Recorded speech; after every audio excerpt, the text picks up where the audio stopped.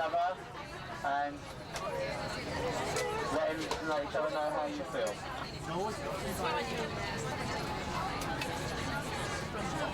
We're very local right slip, so we're 20 minutes in the park from there. You just see that impact as you are sitting next to the window on the right hand side is decreased because of gliding, and I'm looking at Biggin Hill Airfield as well on the right hand side of the seat as well.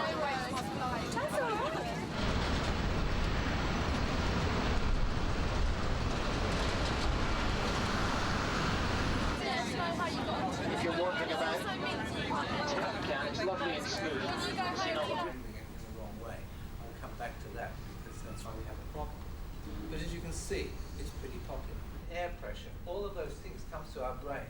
Our brain doesn't sit down and says... These changes include feelings sometimes of tingling in our extremities. We get palpitations, we get other symptoms, all of which come together as a rather unpleasant experience, and so therefore those people in the plane are struggling with a collection of very, very noxious and unpleasant symptoms.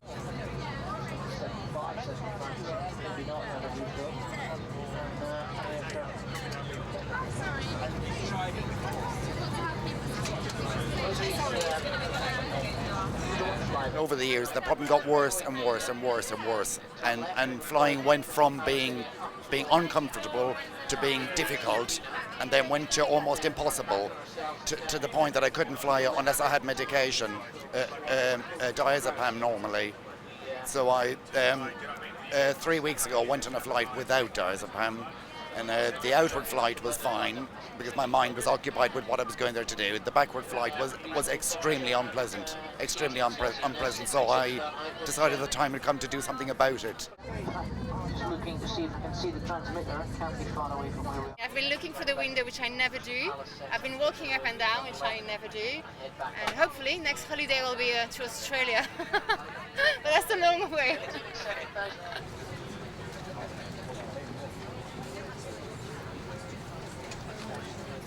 London and the building on the south bank here, I've got no idea what they call it. London Bridge. Breathing into a paper bag or holding your breath will increase the levels of carbon dioxide, and this will ultimately combat the symptoms and will allow us to regain control. You can see, you can hear,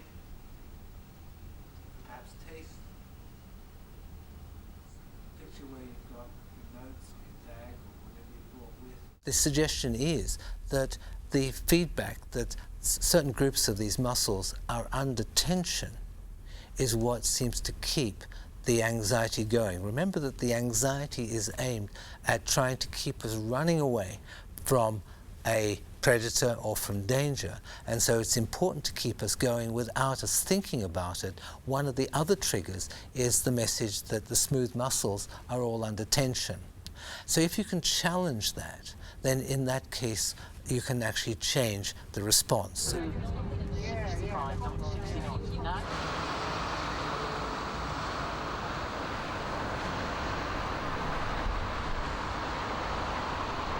Words and maybe small requests just before we depart on the aircraft.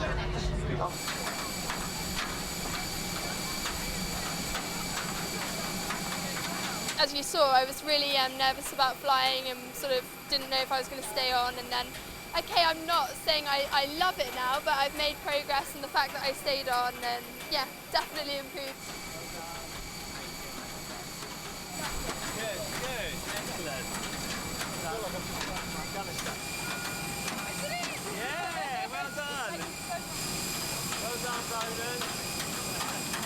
Well done. How'd you get on?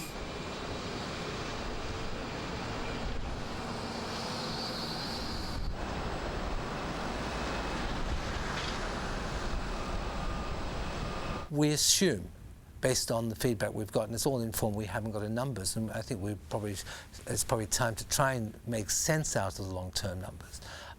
We assume from the feedback we're getting and the postcards we get from all over the world that a huge majority of them maintain their progress to a certain extent. I'm not quite sure. I'd like to be able to say they do as well afterwards as they did on the course or the day after the course. We assume that it will fluctuate slightly, but that may depend upon how soon they do the next flight, whether they use the same techniques, whether they've forgotten the same techniques, what they've done with it. And that's our problem with long term.